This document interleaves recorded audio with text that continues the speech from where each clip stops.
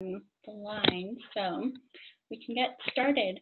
So for those of you who just joined us, I mentioned this a little earlier. So my name is Ariadna Hernandez. I'm the CivicSpark Operations and Compliance Manager with the Local Government Commission, who oversees the CivicSpark program. So before I jump in, just wanted to go through a couple of logistics about the presentation. So throughout this webinar, if you have any questions, please add them to the Q&A box at the bottom of the screen. There should be a little box for you all to add your questions, and depending on how we're going, I might answer some as we go if they're relevant to the slide. Otherwise, I'll leave them until the end for just a more general Q&A, and we'll have time to go through any questions. We'll also have an alumni of the program joining us who can also answer any questions that you might have. And if throughout the webinar you have any trouble in hearing me clearly, I suggest dialing in via phone. It tends to be a little bit more helpful.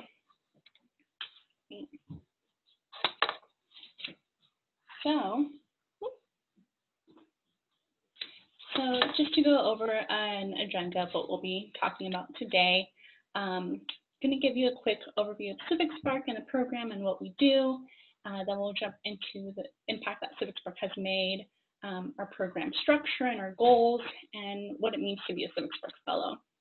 I'll also be going over the application and interview process and our timeline for the upcoming 2019 and 20 service year, and any next steps you'll need to take to apply. And then we'll have, as I mentioned, some time to go through a Q&A. So for some of these pieces that are a little shorter, we might be going through a little quickly through some of the slides, so there's some time for you all to ask any questions that you have for myself and from the alumni joining.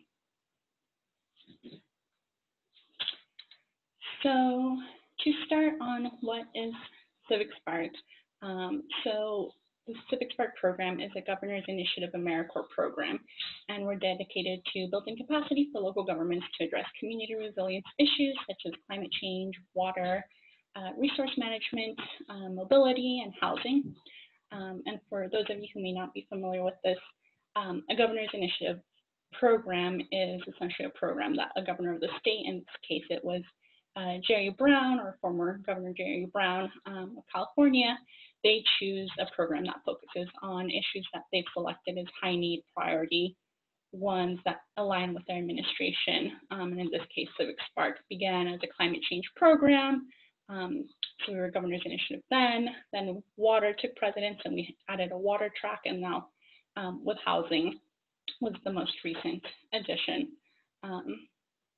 And as an Americorps program, for those of you who may not be familiar with Americorps, it's a service program dedicated to improving local communities and addressing the greatest needs within those communities.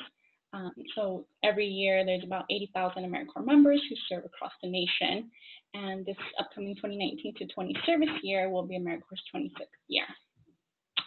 And CivicSpark is also a great opportunity for our fellows to make direct impact on resilience issues within their community while gaining valuable professional experience for themselves. So it's a hands-on experience for you to contribute to communities within the local government setting, and to go through kind of any professional goals you have set for yourself throughout the service year. So talking through our vision and mission, just to give you a sense of what we want to accomplish through the program. So our vision is that we envision a California of resilient, equitable, and vibrant communities where our local governments and leaders are empowered and equipped to proactively serve the needs of all community members. And our mission is that through national service, CivicSpark will contribute to this vision for California by building local government capacity to address entrenched and emerging issues, serving as a social purpose career accelerator for future leaders, which would be you all as fellows, and fostering lasting, authentic community engagement. So I'll touch on this in a couple of slides, but essentially our vision is twofold in that you all as fellows would be working with local governments to be better equipped to tackle the issues that face a lot of communities in terms of resiliency. So you'd become future leaders within this space and be making a change. And for you all, like I mentioned, community engagement is a big piece. Local governments have a big impact on communities, and we have fellows working in this space as well. So as I mentioned, I work for the Local Government Commission. So what is LGC? So we're the nonprofit organization that manages the CivicSpark program. So LGC has been around for about 40 years now, almost 40 years. And a lot of what we do is working with folks, especially within the local government space, and championing them in areas in order for them to be sustainability leaders. And we also work with them to advance policies, implement solutions, and connect leaders across the state and the nation. So we work with a lot of folks at local government levels and state levels as well, specifically working with them in the smart growth and sustainability space. And as CivicSpark fellows, you would be part of the LGC team, and you would be working closely with LGC staff during the service year. Most, if not all, of the CivicSpark staff are LGC staff members, and you'd also have the support from our other staff who are not CivicSpark, but who have a lot of experience within different spaces, whether it's energy, adaptation, housing, who can work with you all and support you throughout the program. And as I mentioned, we're a Governor's Initiative Americorps Program, so we work with the Governor's Office of Planning and Research. So the resilience and economic opportunity were some major priorities for Governor Brown, and for the new governor, Governor Newsom, who, and we focus a lot within these spaces. So we help support local and regional initiatives along with OPR, and we also are able to connect with staff at the Office of Planning and Research with the fellows working on different areas and connecting on tools and in-state goals. And at the end of each service year, we also share successes that CivicSpark fellows have accomplished, kind of to gather information throughout the state and share resources that then OPR uses to share with their own networks and contacts as well.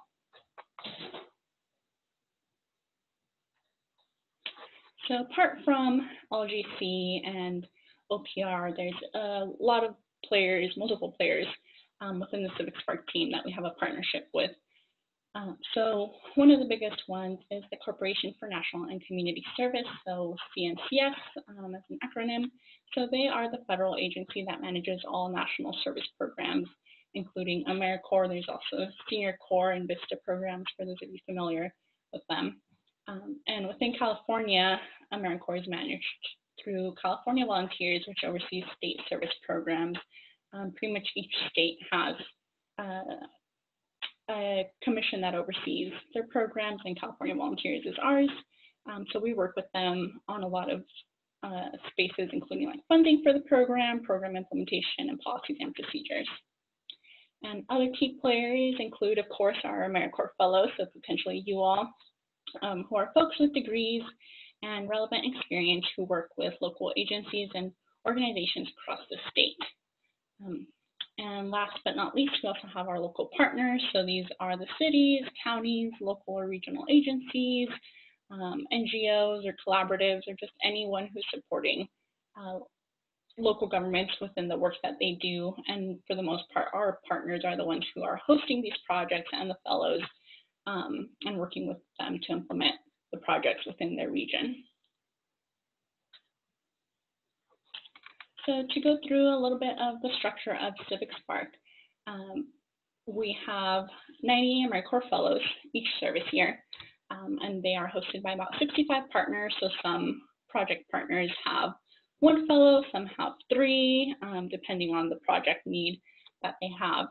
And we have fellows spread about across 7 to 8 regions, in groups of about 2 to 18, depending on the size. So we range from having projects in the North Coast up in Eureka area down to San Diego, and kind of in between. And depending on the projects that we have for the service year, our regions may change slightly. So the map that we currently have up, kind of a general map of the regions that we have within California and how we split them up for the program. For those of you who aren't familiar with California, this can be useful, especially for those of you interested in applying soon. And we'll talk about this more, but we have the regional preferences that you're interested in that you can select on the application. So we also have about 100 local governments that are being provided with capacity building. So apart from the partner agency who's the host for the fellows, we also have the local governments who are actually the ones receiving the benefit. So they don't always match up in terms of being the project partner, but they're the ones receiving a benefit by having the fellow serving on projects within the local community.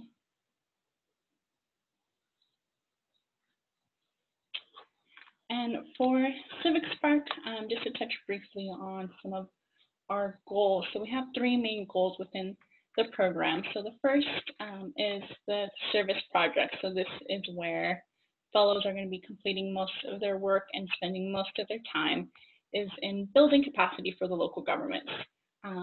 So this is through conducting a specific research, planning, or implementation project.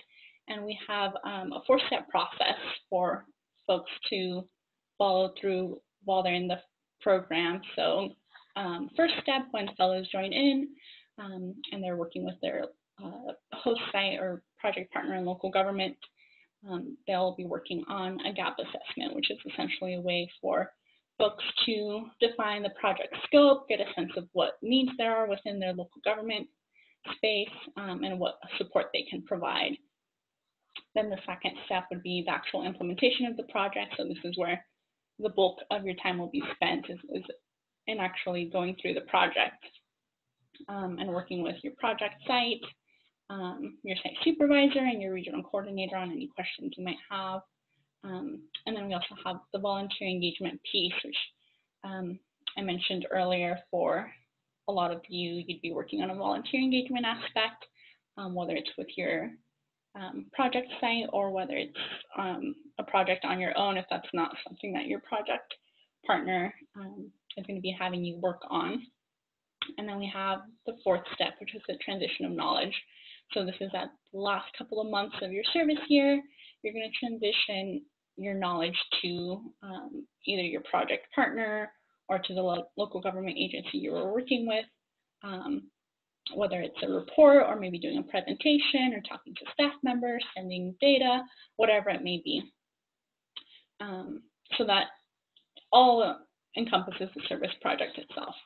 Then we have volunteer recruitment and support pulled out as its own piece, since we have fellows who work to build or improve volunteer services for their beneficiaries, whether it's through recruiting and supporting volunteers during the service year. So as I mentioned at the top portion about volunteer engagement, volunteer recruitment and support doesn't necessarily always have to be with your project partner. It is, for the most part, a part of your project, especially for projects that are focused on community engagement and reaching out to folks. But if this isn't the case for your project, we've had fellows in the past who work with nonprofits or other agencies within their community that line up in interests with themselves. So for example, we had fellows in the past work with a nonprofit who does gleaning and picks up fruit, for example, from homes around the area that they were serving within, and it didn't line up with their projects, but their project didn't need a volunteer strategy, so they were able to work with a different nonprofit and organization on an issue to help them build their volunteer support. And the last piece of the goals that CivicSpark focuses on is the fellow professional development. So throughout the service year, fellows would be receiving training during orientation and throughout the service year to define their professional development goals and work to build a strong professional network in their region. So we have regular statewide trainings, and regional teams work together to conduct local relevant trainings to kind of in between the statewide trainings and grow professional development for the fellows. And at the start of the service year, fellows will also have the opportunity to define their professional development goals and then work with their regional coordinator to implement those goals and work with their site supervisor to have the opportunities to grow in those spaces. So for CivicSpark, kind of to give you a sense of what we've done, right now we're currently in the 5th service year of the program for the 2018-19 service year. We haven't completed the year yet, so we don't have the impact metrics for this year, but throughout our first 4 service years, CivicSpark Fellows provided over 365,000 hours of service to over 150 public agencies through over 315 projects, supporting a wide range of actions, such as the ones listed below, the 32 climate or energy action plans, 1,861 water monitoring surveys, 230 community events. So there's a lot that fellows are doing. This is just a big bucket of different deliverables and metrics that fellows have worked on. There's a lot of smaller projects and a lot of different metrics that have come out of the 4 service years, but this is just a quick glance at what has come out of the fellows' work. And over the previous service years, we've also had fellows directly engage with over 35,400 community members, including residents, business owners, and the general public. And we have a network of over 220 CivicSpark alumni across the state, the country, and the world. We have fellows who are throughout a lot of different areas, whether they're in Australia or studying in Germany, spread out in different spaces.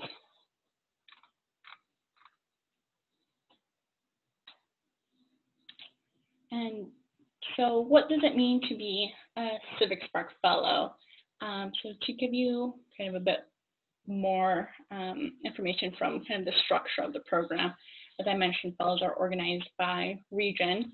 So they have the support from their local regional coordinator. So the regional coordinator is a CivicSpark staff member who oversees the region that they're within.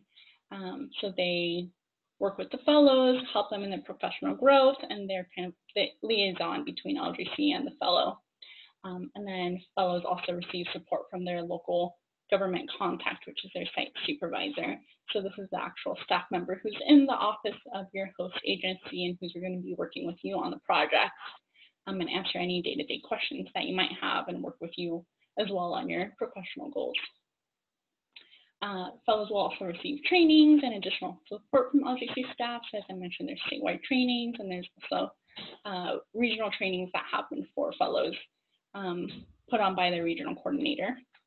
And depending on the project that you have, you may be based with other fellows or you may be individually embedded. So for the most part, a lot of our fellows are hosted within one service site, and although they get together regionally with their team, they may only be working by themselves as a fellow, but with a team within their host agency. And over the course of the 11 months of the service year, fellows will be working 1,700 hours. So 1,300 to 1,400 of those will be spent on the actual service project. So that's your work with your host agency. About 100 of them will be with through the volunteer engagement project. As I mentioned, that's either through your host partner or through your own project.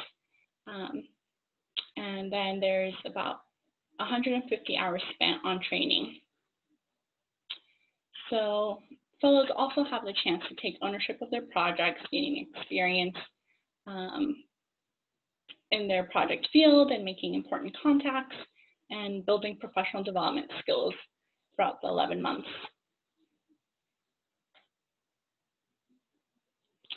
So if you're wondering if CivicSpark is right for you, we'll just go over what CivicSpark is and what CivicSpark is not. So CivicSpark is a great opportunity to build skill sets relevant to careers in your project field, whether it's in climate, water, housing, mobility. It's also an entry point into resilience field. So for those of you who just graduated or are about to graduate and want to get some experience, this is a great opportunity to work on higher level tasks than typical entry level jobs. And it's also a chance to build professional networks and gain practical skill sets while making a lasting impact within your service community. And what CivicSpark is not, so CivicSpark is not a typical high service Americorps program. So for those of you who have heard of other Americorps programs, a lot of them are very hands-on, delving constantly within the community, working in classrooms, or out doing some disaster work or disaster recovery work. But CivicSpark is more of a professional program where fellows are spending most of their time within an office atmosphere. So about 38 to 42 hours a week is the general amount of time fellows are serving, and most of that is in an office. So although there are opportunities for volunteer engagement, as we've mentioned, a lot of it is pretty high touch and not likely to be out in the field for the most part. There are service days that fellows have where they can go out in the field, but that's only a handful of days of the service year. So just to reiterate, a lot of the work that fellows do is within an office, and we just want to make sure that folks are clear on where we are within the space, but it's not always going to be out in the field.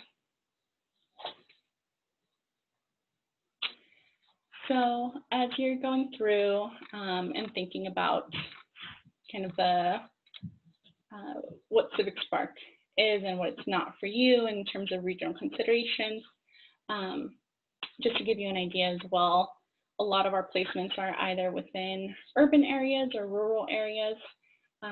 So there's opportunities and considerations for both. So for those of you unfamiliar with California's geography, most of our areas that have urban placements are the Bay Area, Greater LA, and the San Diego regions. We also have some urban placements within the Sacramento and Central Coast regions as well. Most of our rural placements tend to fall within the Central Inland and the North Coast and Sierra Nevada regions. So that's smaller communities, and they have their own opportunities and considerations. So these are just a few of them as you're thinking about once we have projects up on the website for you to think through kind of what you're looking for between more urban or rural space.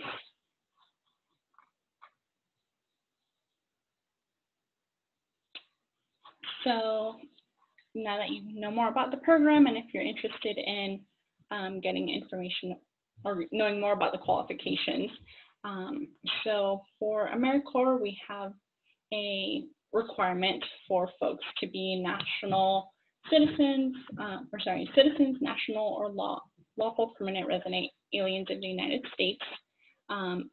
Fellows must also have the ability to pass the FBI, California Department of Justice, out-of-state, and National Sex Offender Public Registry background checks prior to beginning their service.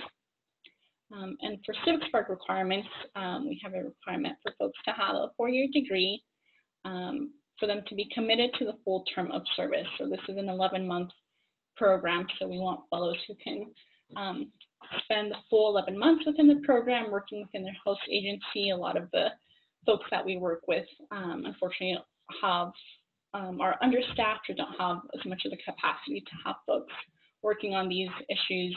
So having a fellow who's actually spending the time is really, really valuable, and especially having somebody who can work within an office setting, and someone who has strong communication and teamwork skills. And some of our strongly preferred qualifications is someone with a degree in a related field. This isn't required since we have a lot of folks who have been in the program who have degrees outside of the environmental science, water, housing, or mobility space. Also having a year relevant experience and some past service experience, and some experience with training or outreach or facilitation and or education. So benefits of the program for those of you who apply and get in, there's a $20,000 living allowance, which we spread evenly over the 11 months. So we don't pay by hour. It's just a stipend that's given every 2 weeks. At the end of the service year, once you've completed your full 1,700 hours, there is a Siegel Education Award of $6,095 that you will receive. There's also forbearance on existing qualifying student loans and repayment of interest accrual during the service year. There's also food stamps and or SNAP eligibility, as this living allowance that fellows receive isn't considered income. You can qualify for receiving food stamps throughout the service year. Health insurance, child care assistance for those who qualify, and of course the network development that you will get through regional and statewide contacts within your project field. So the application opened April 1st, so it opened about a week ago. It's available on our website for those of you interested in applying. Just to run down through what we asked for, just to have an understanding, for you all to have an understanding of the requirements, the background check, and the stipend amounts. You'll be asked to upload a one-page PDF resume. We'll also be asking about your education, so any information about your undergrad or graduate degrees. We'll also ask for 2 references, so encourage you to give your references a heads up before you apply, since we'll be contacting them right after you apply. It's an automatic email with a link to a form that we have them fill out, so no need for a letter of recommendation. We're collecting our own information. And we'll also ask for your skills and interests. Your regional preference, as we mentioned earlier. Once we get the projects up, you can see the difference between the projects and thinking about the urban and rural placements. And then some essay questions just for you to talk about your experience and your skills and your interest in the program.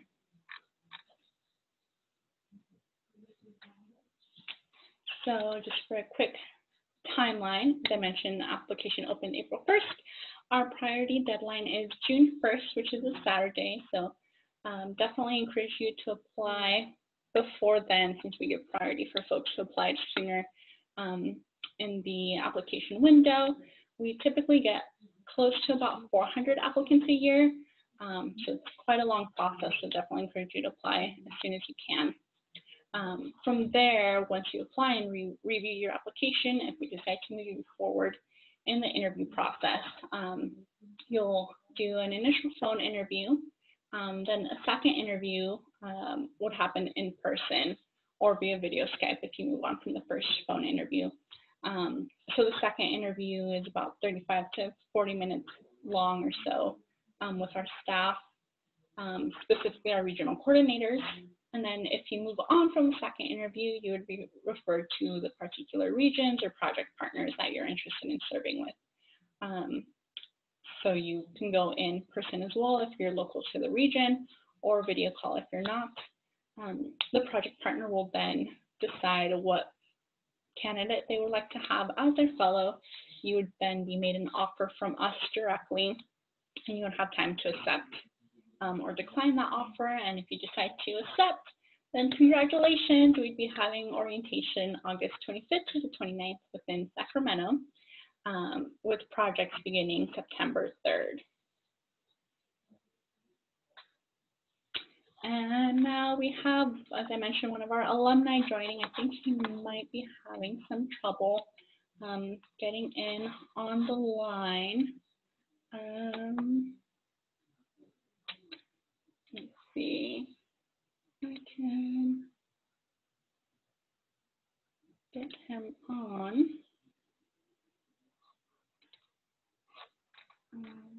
Sorry for the quick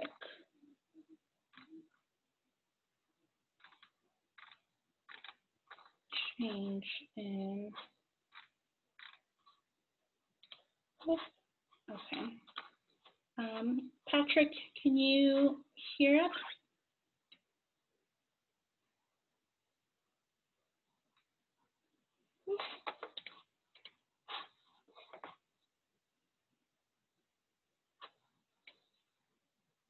It seems Patrick might be having some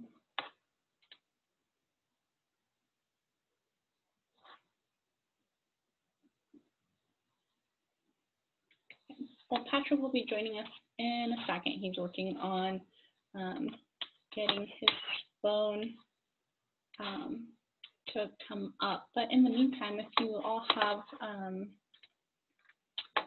a Facebook or Instagram account, I wanted to let you all know that we are on Facebook and Instagram, so you can jump on and check out our current fellows and projects. We post up information about the application process, so definitely encourage you all to join us. And we can now jump into questions in the meantime. We wait for Patrick to jump on. So I see we have a couple of questions. So there's a question about if there's a date that you can anticipate project descriptions being available online. So right now we're aiming for early next week. We're still going through a vetting process for project partners, and it's taking a little bit longer than we'd hoped. So our whole goal is to have them up by the start of next week, if not by the end of next week, but we will keep you updated. I'll post more of a clearer timeline once I get more information up on the website. And second question, what type of health insurance is provided? So that depends year to year. We haven't talked to our health. We have somebody who does our, like a health contractor, and they let us know what benefits we need to update for this upcoming year, depending on you know, state policies and laws. So we haven't gotten all of that information yet. Typically it's two different. We go through Kaiser and Blue Shield, I believe, are the two that we typically work with, and those are, the availability of those are dependent on what region you're located in, since some programs and plans are available in some regions and others aren't. Another question, do partner agencies have a preference for fellows with degrees in the hard sciences versus the social sciences? So that's a good question. Definitely depends on the project. We have some projects that are very data-driven and a lot more of a hard science versus some projects that are very community engagement focused and a lot of outreach. So they might be more on a social science aspect. Once we have the projects on the website, definitely encourage you to take a look and see where our projects are located and if there's one that aligns with your interests and kind of what you're looking for. Another question, should we have a preference of the specific projects and mention that in our application, or is the location preference more important? So that depends on folks. In the past, we've had folks who are open to any region and just want to gain experience within sustainability or resilience fields. Others who are very specific to wanting to serve within a certain project or city or county for personal reasons, or for whatever reason they may have. So it's all up to you. We ask that question more specifically in the second round interview, once we get more of a sense of how you fit within the program. We'll be asking what your projects are or interests are. Oops, sorry, I'll not change this way. What your projects interests are, your regional preferences, but we definitely ask for your regional preference while you're applying.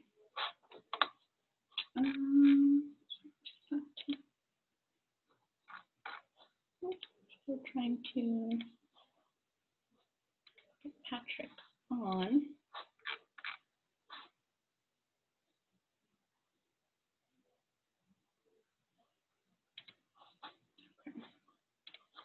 Okay, Patrick, I think you might be able to. We might be able to hear you now.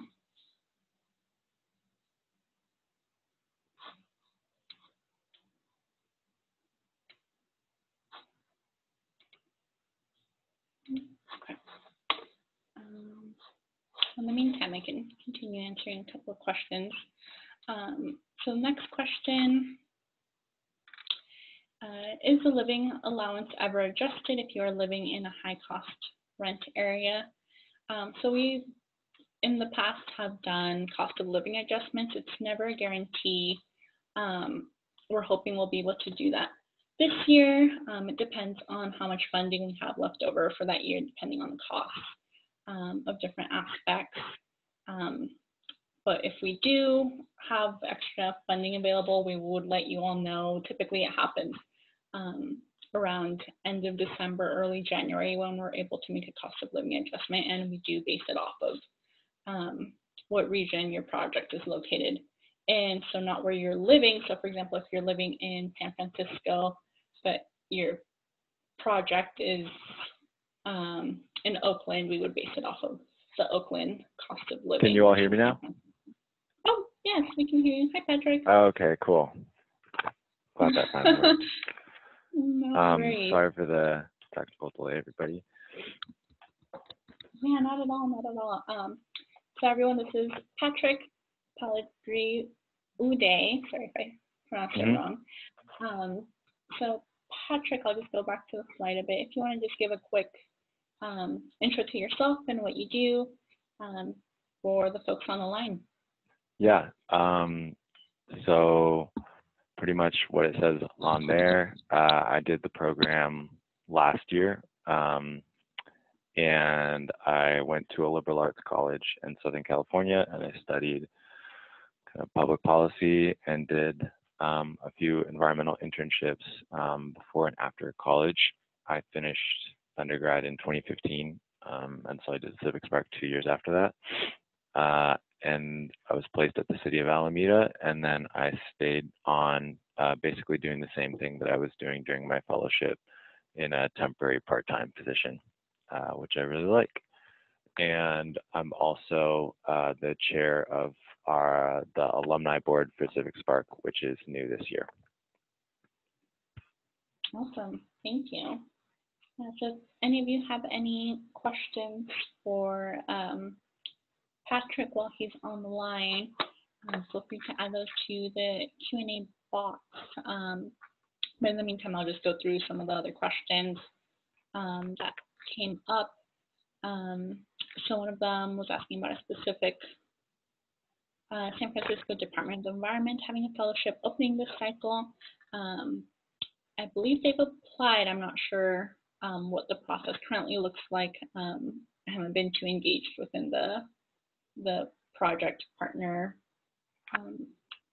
hiring process or recruitment process. But they've had projects in the past, so hopefully they will this year.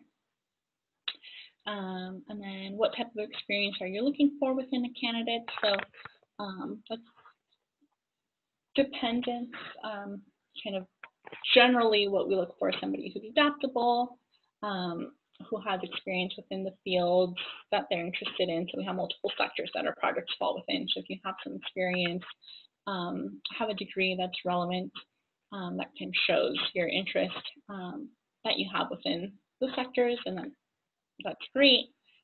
Otherwise, if your fits don't, a lot of projects have more specific qualifications or experience that they're looking for, like technical experience, people who have community engagement experience, so that's more specific to the project. But generally what we look for is somebody who's passionate about the program and who wants to, or who can show that they've been within the community resilience field, and who can, you know, show that they're passionate about this space. Someone asked if it is possible to put more than one regional preference on the application. Yes, you can select however many regions. We've had folks who are open to serving within all regions, and other folks who are only interested in one specifically, so you will have that option. And Patrick, there's a question for you about what skills specifically have you learned during your fellowship? Yeah, I learned a lot of things. Project management and people skills probably being the biggest ones. Just acclimating to life in an office culture and life in the public sector. I've learned a lot about climate change and local climate action, and some about climate adaptation and mitigation, which are the two areas that make up the plan that we've been working on. And I learned a lot about community engagement and stakeholder engagement in general. Yeah, it's been a really great learning opportunity. I think, I don't know, I feel like in general, CivicSpark people get a lot of really good skills that are helpful in the public sector and in other sectors. Yeah. For sure. And from those, what was the most important takeaway or skill that you learned from CivicSpark that now applies to your work?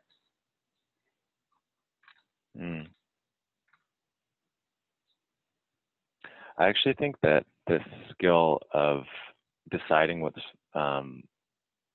your most important objective and then focusing in on that, because this is all of these topics under the community resilience umbrella are really complex and multi-layered. You know, mobility, affordable housing, climate resilience, all these things are tough nuts to crack is a phrase that's used. And so like learning how to define what short-term and long-term objectives you have within that, and then, you know, connecting the year-long vision to the month-to-month, to the week-to-week, to the day-to-day, and being able to be adaptable, but also strategic and efficient with your time so that you're actually accomplishing things is something that I think I will apply for the rest of my work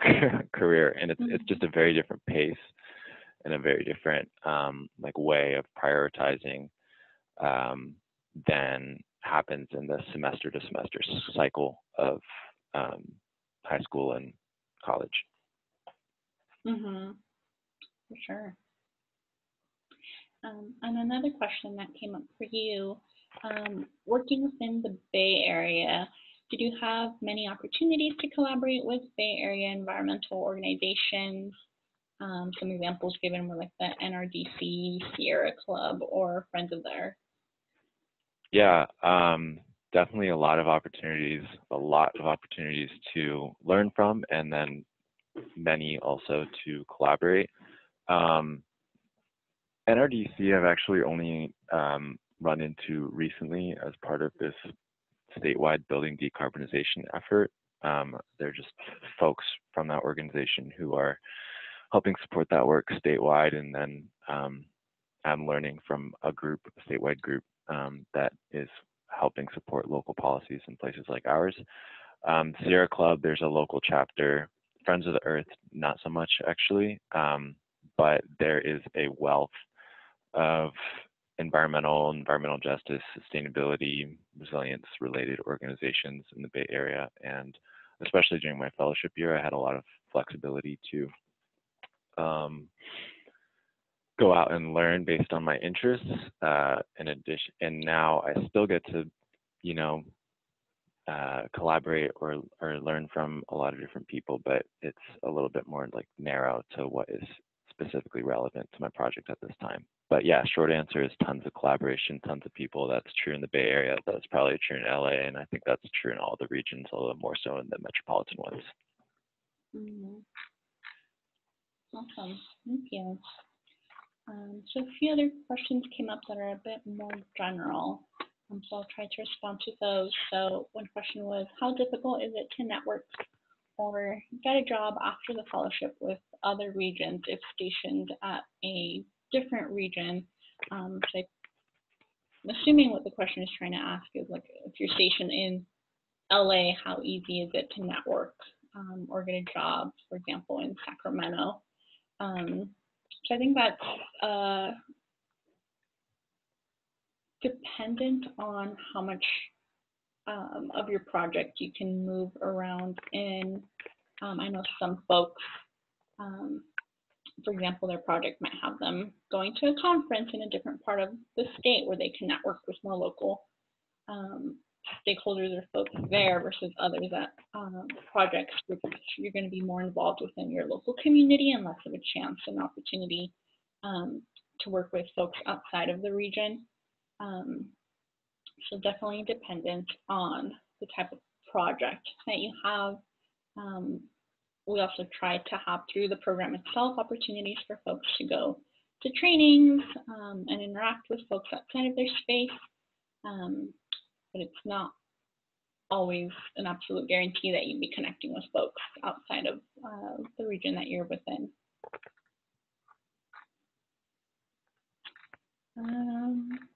And another question, if last year's projects are representative of the distribution of projects across sectors and issues. So I think for the most part they have been. We've got a good mix of projects this year, similar to what we did last year. We're trying to have about a similar distribution. So I think for the most part they're pretty similar, and every year we have a handful of partners who are returning. And we hope to have that same happen this year.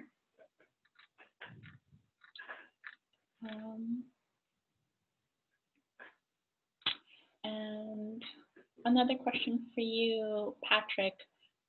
What's one thing you know now that you would tell yourself in the past when you were applying for or starting CivicSpark? Well, one thing is I think this fellowship's awesome. It's difficult to predict. It's impossible to predict what kind of experience you're going to have, because a lot of it depends on the project partner that you're with, and what is specifically going to happen for them over that 1 year period. Like they might run out of funding, or they might get a lot of funding, and that can impact your year, and you won't know that until you're there. But that said, I think that everybody that I know pretty much, even if they had an unexpected nice thing during their fellowship or an unexpected harder thing during their fellowship, everybody seems to have gone on and found other jobs in their sector of choice pretty easily and quickly. And yeah, everybody seems to be doing really well, at least from my cohort. So I guess one thing I would tell myself is, yes, this is a good idea. And another thing is just like the fellowship part is really flexible, and like I have the ability to contrast that with my position now. And I think that during the fellowship, the more that you can do to define your own learning goals, and then talking with your regional coordinator, talking with your site supervisor, that's the person in your office and the person at the local government commission, to help you structure time and like little mini projects for you to help achieve those learning objectives over the course of the year. That's what I would really try and do, because once you're in the office, it's kind of easy to get mixed up in all of the things that are happening. But this is also a development opportunity for you. And so, and I think that LGC is really supportive, in my experience, of you taking some time to, for your own learning. And that's just a really amazing opportunity. So I would try and take that more. For sure. Another question for you, Patrick, that came up. What do you think set you apart in the application process in order to become a fellow? I had a good amount of experience, and so there's not a whole lot that you can do about that at this point, unless you apply in a future year, right? Because you have what you have.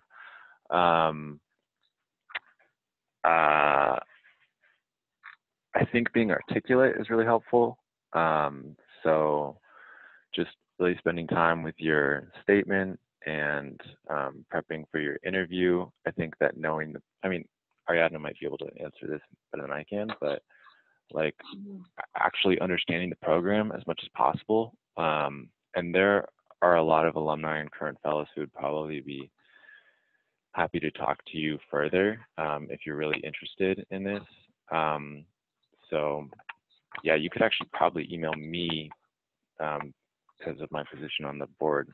I might be able to link you with people or ask if anyone's willing to talk to you. But yeah, I think that actually understanding what this program is and like what are its goals, and then seeing yourself within it and being able to articulate all of that during the application process would be really helpful, because it's kind of a rare type of program. And so I think a lot of people don't understand the challenges and the opportunities that come with it.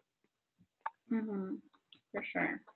And I will say, just to add to that, for those of you interested in what sets you apart, I think being, as Patrick mentioned, very articulate about your want to be serving within CivicSpark, like the real reason why you want to be in the program, thinking through that, and why you want to help communities. I think that's one space that we're drawn to, and we have candidates who are really passionate about the actual, vision and mission of the program and what it means to be serving folks. So this isn't a typical, just another position to apply to. Definitely thinking critically about your reasonings and how you want to grow through the program, I think are big areas that set folks apart. And I would just add to that, if I could, Ariadna, quickly, that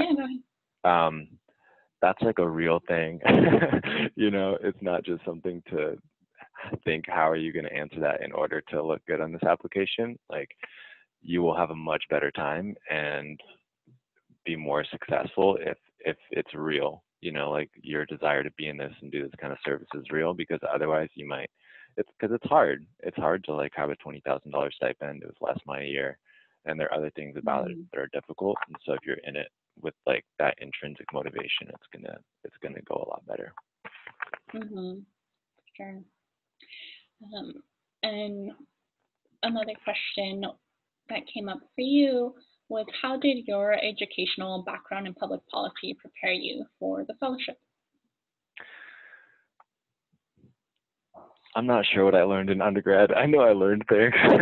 No, I think just general analytical ability, and writing and research. And I think that a lot of areas of study would have prepared me similarly in the social sciences. And mine was more, my position doesn't require an environmental science background. So, yeah. And what was your hardest challenge within the program?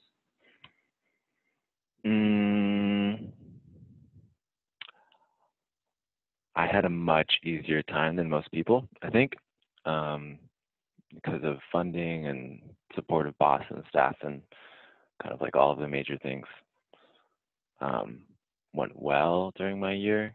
But I think that definitely staying motivated is hard, because it's a demoralizing field to be in sometimes, and finding community. I think that having other fellows is a really important antidote to that. And then, I think, focusing is challenging, and you have these 11 months, what are you going to do with them? And really taking the challenge to be focused and find particular projects that you're going to do, and then structure them, and then complete them, and have things that are done amidst the ebbs and flows of local government work is a challenge. Yeah, kind of like taking ownership over your process. Awesome. And what was one of your favorite moments within the fellowship, kind of in contrast to that? Yeah, probably a lot of people have a similar answer. The mid-year gathering, there's like a mid-year retreat for the fellows in February. And it's really, really fun because you know everybody already, unlike orientation, and you're not saying bye to everybody like you are at graduation. And you're out in the woods, and it's, there's just a lot of good group feel.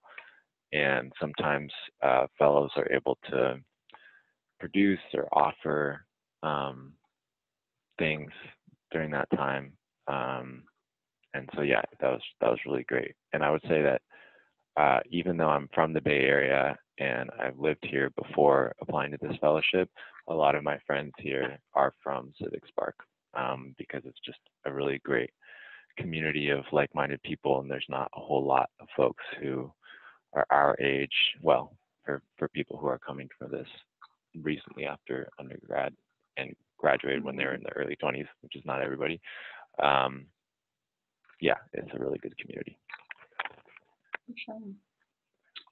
And I know we're getting close to the hour for the webinar to wrap up. So definitely, if you have any other questions, please feel free to email me. I know there's a couple more that I didn't get a chance to respond to. So I'll try to go through them really quickly right now. But if there's any others that you think of, feel free to send them my way. Or if there's any for Patrick, I'm happy to field them over to him. If that works for you, Patrick, to make that connection. Yeah, for sure. Perfect. So someone just asked if it's beneficial to apply as early as possible. Definitely encourage you to, especially as we start doing second and third round interviews and folks start, or projects start getting filled in. By the time you apply, you may not always have the opportunity to be sent to the project partner or projects of your choice if they're already looking at candidates or if they've already made an offer. So I encourage you to apply as early as you can, definitely before the priority deadline of June 1st. And another question was, how much time of the fellowship is focused on learning and listening from the people who work at the regions that you'd be in versus being able to incorporate new ideas learned from education? So I'm assuming that means, or the question is asking, like, how much time is actually working on a project and learning from the folks within your service site versus being able to incorporate your own ideas from what you've learned. I think it's a mix. Again, as Patrick mentioned, a lot of the time it's dependent on your project partner. So some projects are very strict on what they're looking for and wanting folks to learn within their space of the project versus others that are a little bit more fluid, and depending on the funding, whether they have a grant which is strict or a little bit more flexible, they may allow you to incorporate your own ideas and want to get that insight from young, fresh out of school folks coming into the field. So with most of these questions, unfortunately, it depends on the project. So definitely encourage you, once our projects are up on the website, to take a look and see which ones can fit best with your needs and regional placement. But I think that is it from everyone. So thank you all so much for staying on until the full 1 hour. As I mentioned, if you have any questions, please feel free to reach out. And I look forward to seeing your applications in the coming days. And Patrick, thanks so much for joining us and answering all the questions. Yeah, you're welcome, and thanks for asking, everybody. Good to be on the line. Enjoy the rest of your Tuesday. All right, thanks. Bye, Rita. Thanks. Bye.